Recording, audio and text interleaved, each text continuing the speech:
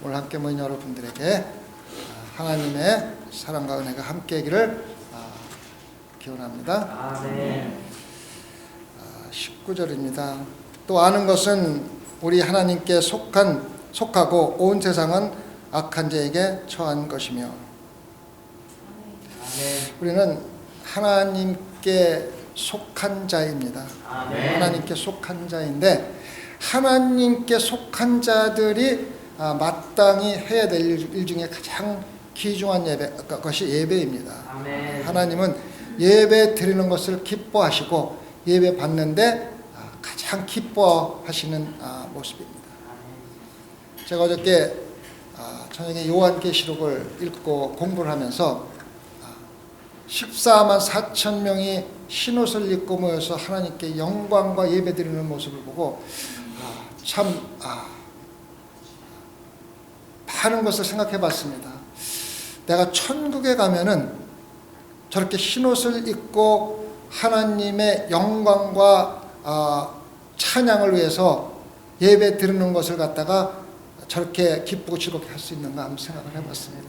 참 가장 귀한 것 같아요. 그래서 천국에서는 시계도 없지만 24시간이 하나님께 예배 드리는 것이 전부라고 합니다. 그 외에 더 이상 더 좋은 것이 없다는 겁니다. 소망교회가 목사가 죽어도 예배는 취소 못하겠다고 얘기를 했더니 제가 제일 먼저 듣는 소리가 목사가 고집이 세다는 겁니다. 우리가 이 고집이 세다는 것에 대한 의미를 잘 이해를 해야만 합니다. 고집이 세다는 것은 하지 말아야 될 일을 나의 개인적인 이득과 개인적인 영광을 위해서, 개인적인 자존심을 위해서 하지 말라는 걸 자신이 알면서도 계속 하는 것이 고집입니다. 아주 나쁜 겁니다. 근데 우리 믿는 여러분, 여기 있는 사람들 중에서 하나님이 예배받는 것을 싫어하신다고 생각하는 사람은 아무도 없습니다.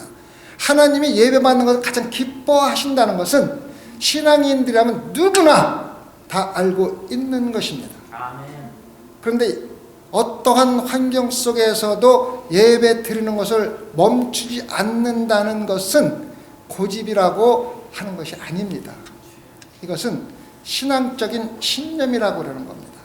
신앙적인 고백이라고 하는 겁니다.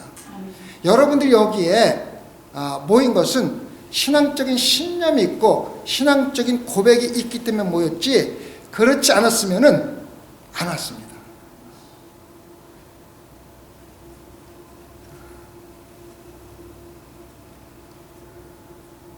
예배를 취소하는 목사님들이 하시는 말씀이, 우리 막내딸이 나한테 전화가 와가지고 자기 목사가 예배를 취소하는 이유를 설명하는데 참 설득력이 있게 한다는 거예요. 그래서 어떻게 얘기를 했냐 했더니, 우리가 바이러스가 두려워서 예배를 중단하는 것이 아니라 사이에 협조해서 같이 동조하기 위해서 하는 거라고 얘기를 했대요. 사이에 협조를 하기 위해서 예배를 중단하는 것이 두려워서 중단하는 것이 아니라고 얘기를 했답니다. 정말로 사건 목사가 하는 얘기입니다. 믿는 자들은요, 사회와 동조하는 것이 가장 나쁜 겁니다. 그거 아세요? 예수를 믿는 사람들은 예수 그리스도의 진리와 동조하는 것이지, 사회와 동조해서 잘못된 것을 알면서도 자기가 예배 취소하는 것을 합리화하기 위해서 그런 식으로 얘기하는 건 잘못된 겁니다. 하나님이 하지 말라 그러면은 안 하는 것이 마땅한 거고, 하나님이 하라 그러면 하는 것이 마땅한 겁니다. 우리는 사이에서 사람들과 함께 살아가는 겁니다. 분명합니다. 그러나 우리가 사회와 동조해서 해야 될 일이 있고 하지 말아서 해서는 안 되는 일이 분명히 있습니다. 이것이 바로 말하는 분별력입니다. 영적인 분별력입니다. 고집은 대개 고집 부리는 사람들은요, 자기가 마땅히 해서는 안 된다는 걸 알면서 자기 개인적인 이득을 위해서 끝까지 하는 게 고집입니다. 모르고 할 수도 있습니다. 그러나 잘못된 것을 끝까지 하는 게 고집입니다. 그러나 예수를 믿는 사람들이 하나님이 가장 기뻐하시는 것이 성도들이, 내 자녀들이 나를 예배하고 찬양하고 경배하는 것을 가장 기뻐 받으시는 것을 알면서도 하지 않는 것과 내가 어떠한 경우에도 하겠다는 신념이 있는 것과는 차이가 있다는 걸 여러분 분명히 이해하셔야 됩니다. 그래서 오늘 아침에 말씀을 묵상하면서 다니엘을 한번 생각해 봤습니다. 다니엘이 하루에 3번씩 동쪽 문에 예루살렘을 향해서 기도를 하고 예배를 드립니다. 근데 간신들이 왕에게 보고를 해가지고 못하게 합니다. 하면은 죽인다고, 사제굴에 던진다고 얘기를 합니다. 분명히 왕의 명령이고 안 지키면은 사자굴에 떨어진다는 걸 분명히 알고 있었습니다. 근데 제가 한번 생각해 봤어요. 다니엘이 그래도 기도를 한 것을 우리 믿는 사람들이 고집이라고 할까? 우리 죄송합니다만 어떻게 생각하십니까? 다니엘이 왕이 명령했는데도 예배드리고 한 것이 고집입니까? 아니면 신앙적인 신념이나 신앙적인 훌륭한 면으로 우리가 지금 해석을 합니까? 대부분의 신앙인들은 그걸 고집이라고 절대 얘기 안 합니다. 그렇잖아요. 정말 우리가 모범으로 삼아서 어떤 경우에도 하나님과 영적인 교통을 끊을 수 없다는 걸 갖다가 우리가 교훈을 배우잖아요. 다니엘이 그 기도할 적에 내가 기도해도 하나님이 살려줄 거야. 절대 죽이지 않아. 그런 생각까지 안 했어요. 죽음은 죽으라. 에스더가 왕에게 나갈 적에 내가 왕에게 나가도 내가 믿음으로 나가기 때문에 하나님이 살려줄 거야. 그런 마음으로 가지 않았어요. 죽을 수도 있지만 죽어도 하나님이 원하시는 일을 하겠다는 마음을 가지고 나간 거예요. 그래서 제가 지난주에 섬김 모임으로 인해서 제가 분명히 얘기를 했습니다. 나는 목회자로서 예배를 중단하지 않지만은 여러분이 참석할 적에 설사 코로나 바이러스 걸린다 하더라도 나는 하나님을 예배하는 걸 중단하지 않겠다고, 걸리더라도 하나님께 원망하지 않을 사람만 오라고 제가 얘기를 했어요. 나는 믿음이 있어서 가니까 코로나 바이러스가 피해갈 거야 생각하지 말고 죽으면 죽으리라 생각하고 예배를 드려요. 예배를 드리다가 죽은 사람들이 기독교 역사에 참 많습니다. 가장 많은 때가 6.25 때 일제시대 때입니다. 이북에서 예배 드리면 죽는 것 뻔히 압니다. 제가 몇 주 전에도 얘기를 했죠. 이북에서 예배를 드리다가 아버지는 감옥에 갇혀가고 부모들은 다 흩어지고 어린아이가 호텔에서 일하다가 너무너무 성찬이 하고 싶고 너무너무 헌금을 드려도 드릴 데가 없고 또 그런 모든 것들이 할 수가 없어서 그런 부탁을 했다고 제가 한번 말씀드린 적이 있잖아요. 그 사람들이요, 내가 예배를 드려도 하나님 다 보호해서 다 깨끗하게 막아줄 거라고 생각 안 했어요. 내가 예배를 드리면은 반드시 죽을 수도 있고 잡혀갈 수도 넘어질 수 있다는 걸 알고 그걸 감당하고 예배를 드린 겁니다. 예배는요, 아무도 중단할 수 없는 것이, 하나님만 중단할 수 있는 게 예배입니다. 여러분, 분명히 여러분들이 오늘 예배에 나오신 분들이 설사 코로나 바이러스 걸렸다 하더라도 나는 하나님을 원망하지 않겠다는 마음에 신앙적인 고백이 있어야 됩니다. 세상이 두렵고 세상이 변하고 세상이 정말 어려움으로 감싸일 때 기독교를 달라야 합니다. 마음에 평안이 있어야 되고 감당해야 돼. 진짜로 평안해야 돼. 평상시와 조금도 다름이 없어야 돼. 왜? 하나님은 전혀 변함이 없으신 분이니까. 한 번도 변하신 적도 없고 이 약속을 어긴 적도 없기 때문에. 두 번째 듣는 얘기가 너무 세상을 모른다는 거예요. 얼마나 급박한지 모른다는 거예요. 그거는 잘못된 생각입니다. 내가 누구보다도 가장 깊이 관찰하고 있습니다. 직접 대통령이 브리핑하는 것도 직접 다 듣고, 실질적으로 뉴스를 통해 듣는 거는 잡된 뉴스가 참 너무너무 많습니다. 그래서 가능하면은 순수한 뉴스를 들으려고 직접 대통령 브리핑도 제가 직접 듣고 앉아 있었고, 통계도 다 보고 있고, 캘리포니아에서 완전 셧다운해서 길에 다니다 걸리면은 경범죄로 감옥에 간다는 걸 다 알고 있습니다. 여러분들보다 가장 가깝게 상황 들어가는 걸 알면서도 그거에 전혀 관계없이 나는 예배를 드리는 겁니다. 몰라서 하는 게 아니라 알고 위험 부담을 안고 하는 거지, 몰라서 무식해서 하는 게 아니라는 것을 여러분 아시기 바랍니다. 정말 정확하게 알고 있고, 위치타에서 한 명 발생한 것도 알고 있고, 캔사스에서 급진적으로 발전한 것도 알고 있고, 다 알고 있고, 어떻게 지금 상황에 들어가고 어떻게 방역을 하고 어떻게 하는 것도 정확하게 알고 있습니다. 그러면서도 그래도 하물며 나는 하나님을 예배하는 것을 중단할 수 없다고 위험 부담을 알고 하는 것이 무식해서 하는 게 아니라는 것을 여러분 아시기 바랍니다. 실질적으로 알고 보면은 위치타에서 예배 드리다가 코로나 바이러스에 걸릴 확률이 여러분이 집에서 차를 타고 오다가 교통사고 날 확률보다도 작습니다. 통계적으로. 실질적으로. 왜?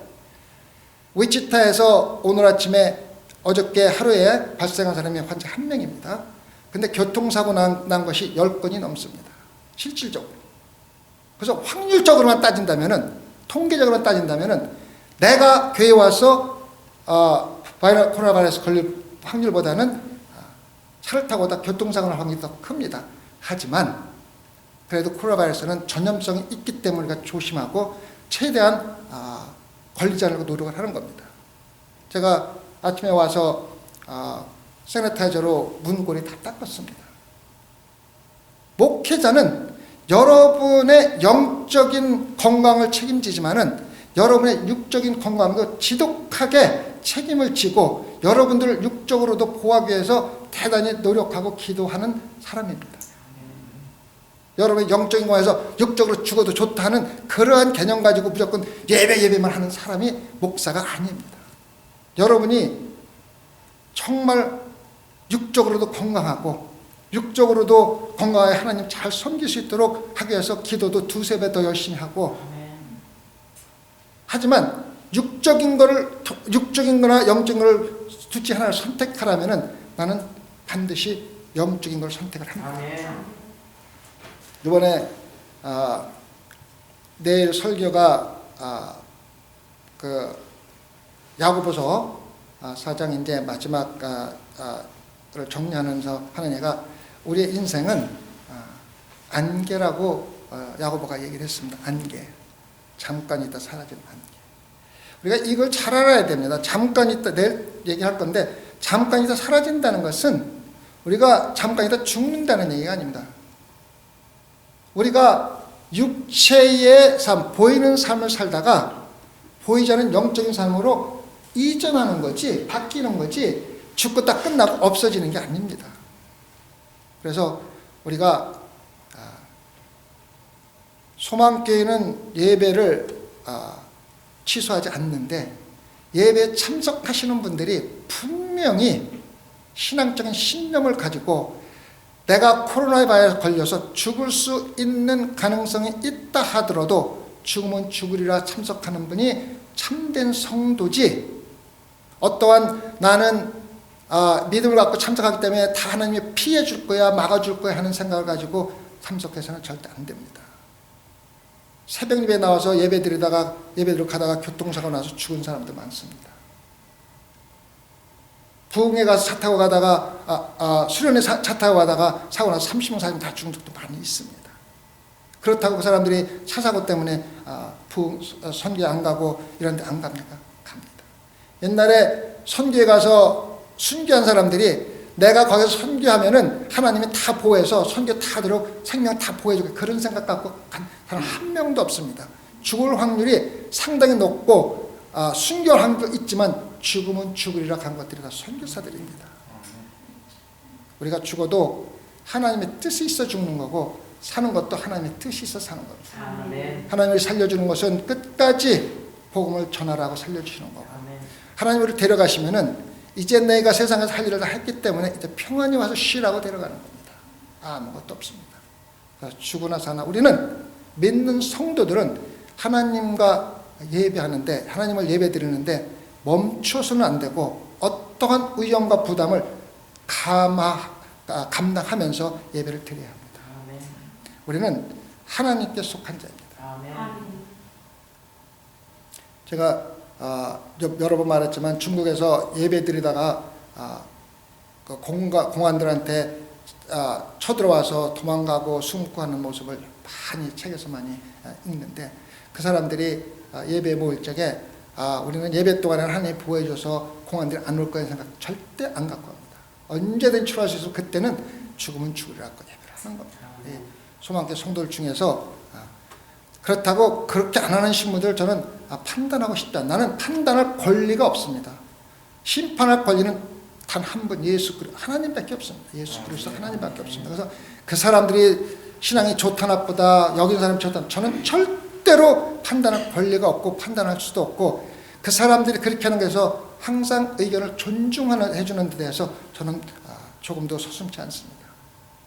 그렇다고 내가 고집쟁이 세상과 물정을 모르고 우연부당을 모르고 목회하는 목사라는 말을 하는 것은 서로 존중하는 입장에서 삼가주는 것이 서로 좋은 서로 존경하는 그러한 관계를 맺는 것입니다. 분명히 말씀드리지만 우리는 하나님께 속한 자입니다. 어떻게 우리가 하나님께 속했는지 알 수가 있습니까? 여러분 어떤 사람 곁에 가면은 향수 냄새가 나죠. 어떻게 그 사람이 향수를 바르고 왔는가 알 수가 있어요, 없어요? 알 수 있어요. 왜? 향수 냄새가 나니까. 향수 냄새가 안 나면 전혀 몰라요. 그 사람이 향수를 바르고 왔는지 뭐라고 왔는지 전혀 몰라요. 근데 냄새가 나면 알 수가 있습니다. 훌륭한 의사인지 날라리 의사인지 어떻게 합니까? 어떤 사람이 하버드에서 박사학위 받은 의학 박사 또 뭐 어떤 대학에서 뭐 의학 박사 받고 그런 자격증보다도 환자를 고쳐주는 사람이 훌륭한 목사예요. 아무리 자격증 많고 아무리 저기해도 환자를 잘 못 고쳐주고 이상한 짓 하면은 그 소용없는 거예요. 그래서 훌륭한 그 의사들은 환자를 보면 알 수 있어요. 저 사람이 저 의사한테 가서 낫대. 그러면 훌륭한 의사예요. 우리가 하나님께 속했는지 어떻게 합니까? 여러분이 하나님의 성품을 닮아야 되는 거예요. 그리고 하나님의 능력을 나타내야 되는 거예요. 성도들이 하나님 믿는다고 맨날 교회 다니면서 예수 그리스도의 능력을 보고 나를 보고 저 사람이 예수 믿는 사람이라는 향기를 맡지 못하면요 여러분은 기독교인이 아니에요. 여러분들이 가는 어떤 곳에서도 저 사람은 틀림없어 그리스도냐 그러한 증거가 있어야 됩니다. 그게 속한 겁니다. 향수 냄새를 맡고 저 사람이 향수를 바르서 금방 알듯이 환자를 잘 고쳐주는 사람이 훌륭한 목사라는 걸 훌륭한 의사라는 걸 금방 알듯이 그 사람과 1시간만 대화하고 1시간만 지내보면은 이 사람은 그리스도인이 틀림없어 하는 확실한 증거가 있어야 합니다. 이거 없으면은요 여러분이 아무리 좋은 교회 아무리 큰 교회 가서 장로 집사 권사 목사 다 해도 하나님의 속한 자가 아닙니다. 우리는 하나님의 속한 자로서 하나님의 성품을 닮은 사람 다시 말하면 거룩해야 됩니다. 아멘. 사랑을 가지고 있을 뿐만 아니라 보여주어야 합니다. 아멘. 그 다음에 하나님을 따라서 하나님이 행하실 모든 것들을 함께 행하는 것이 바로 하나님께 속한 자들입니다. 여러분들이 하나님을 속했다고 아무리 떠들고 다녀봐야 다른 사람이 여러분들을 보고서 향수 냄새가 난다고 금방 알듯이 알지 못하면은 여러분들의 입에서 하는 것은 아무 소용이 없다는 거예요. 내일 제가 설교하는 것 중에서 또 하나가 뭐냐면은 무신론자들입니다. 에이티스트, 무신론자입니다. 무신론자에는 두 가지가 있습니다. 하나는 교회 안에 아예 다니고 나 하나님 있다고 합니다. 하나님 절대 없다고 생각하는 사람들이 하나의 무신론. 그거는 나타나는 실질적으로 나타나는 무신론자입니다. 두 번째는 practical atheist가 있습니다. 그 사람들은 뭐냐면은 교회 열심히 다닙니다. 교회 와서 예배도 보고 헌금도 하고 뭐 다 합니다. 봉사도 하고 다 하는데 그 사람이 살아가는데 하나님이 없는 거하고 똑같이 사는 겁니다. 어떤 것을 하면서 하나님한테 묻고 하는 것이 없어요. 내가 알아서 내가 결정하고 내가 좋다고 생각하는 걸 하는 것이 그 사람들의 실질적으로 무신론자입니다. 교회 수백만 명들의 교인들이 실질적인 무신론자로 살아간다는 게 이게 정말로 슬픈 겁니다. 어떠한 일을 하면서도 하나님, 이게 하나님의 뜻입니까? 하나님의 뜻이라면 내가 하겠습니다. 하나님의 뜻이 아니라면 안 하겠습니다. 이런 하나님의 뜻을 묻는 것과 내가 생각할 때 요즘 경기가 이렇게 돌아가니까 이렇게 해야 되겠지? 이렇게 해야 되겠지? 물론 나의 지혜도 필요하고 나의 지혜 가운데 하나님의 뜻을 물어야지 전부 다 내 생각으로만 합니다. 내가 보니까 지금 상황이 이러니까 이렇게 결정해라. 이렇게 돼. 전부 다 내가 하고 싶은 대로 내가 뜻한 대로 하는 것은 실질적인 무신론자입니다. 무신론을 실천하는 자입니다. 겉으로는 교인입니다. 내일 설교 때 말씀을 자세히 드리겠습니다. 그래서 하나님에 속한 자는 실질적인 하나님의 성품을 닮아서 그대로 행하고 살아가는 사람들입니다. 때로 우리가 세상적인 것에 속해 있으면 아까도 얘기했지만은 한 목사가 세상과 협력하기 위해서 동조하기 위해서 예배를 그만두는 것이 두려워서 그만두는 것이 아니라는 걸 갖다가 얘기했을 적에 우리 딸은 그걸 합당하게 받아들였지만은 저는 목회자로서 영적인 눈으로 볼 때 그것은 절대적으로 잘못된 것입니다. 사회와 동조하기 위해서 예배를 드리는 게 아니라 두려워서 그만둔다고 솔직해야 됩니다. 여러분, 제가 예배를 캔슬하지 않고 계속하겠다는데 제가 재미로 하는 건지 압니까? 엄청난 스트레스를 받고 하는 겁니다. 만약에 단 한 명이라도 코로나 바이러스 걸리면 거기에 대해서 나한테 돌아올 화살이 얼마나 많다는 것을 무식해서 모르고 하는 것이 아니라 감당하겠습니다라고 주님께 무릎 꿇은 겁니다. 여러분, 그거 알아야지 돼요. 내가 장난으로 예배하는 건지 아십니까? 단 한 명이 예배 와서 누군가 다친다면은 거기에 대한 화살이 다 나에게 온다는 걸 모르고 합니까? 사꾼 목사는 그런 위험을 감당하기 쉽지 않기 때문에 캔슬하는데 주저하지 않습니다. 나는 압니다. 위치타에서 이 목사가 어떤 나쁜 놈이라는 것을 얼마나 욕먹을 거 다 알고 주님 감당하겠습니다 하고 무릎 꿇은 겁니다. 아셔야 됩니다. 너무 가볍게 생각하지 마세요. 왜? 예배는 내가 예수 그리스도를 믿는 한은 중단할 수 없는 가장 소중한 나의 사명이고 하나님이 가장 기뻐하시는 거기 때문에 내가 차라리 육적인 생명을 버린다 하더라도 또 어떠한 욕을 먹는다 하더라도 그것이 대가를 치를 만한 가치가 있는 것이라고 생각하기 때문에 예배를 드립니다. 내일 예배 오실 적에도 단단한 각오 갖고 오세요. 장난으로 오지 마시고 눈치 보려고 오지 마시고 죽으면 죽으리라. 내가 가장 믿고 확신을 가지고 있는 하나님을 예배하는데 내가 두려울 것이 무엇이며 설사 내가 죽는다 하더라도 교회 안에서 죽겠다는 각오 가지고 예배하러 오세요. 그러면 하나님의 분명히 은혜를 한없이 부어주십니다. 아멘. 믿음의 정도는 여러분의 신앙의 확신의 정도와 비례합니다. 내가 얼마만큼 하나님 성경 말씀에 확신을 가지냐가 여러분의 믿음이 얼마나 있느냐가 결정되는 겁니다. 확신을 가지세요. 아멘. 확신을 가지세요. 아멘. 예수 믿는 자들은 예수 그리스도 안에서 죽어도 살고 살아도 죽는 것이라는 확신을 가지세요. 그게 바로 믿음입니다. 믿음.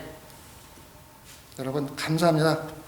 오늘 새벽에 두려움 없이 참석해 주시고 또 주님 안에서 함께 은혜 받고 무엇보다도 예배 받기를 기뻐하시. 지금도 상상해 보십시오.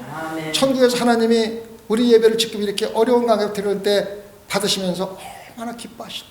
상상해 보세요.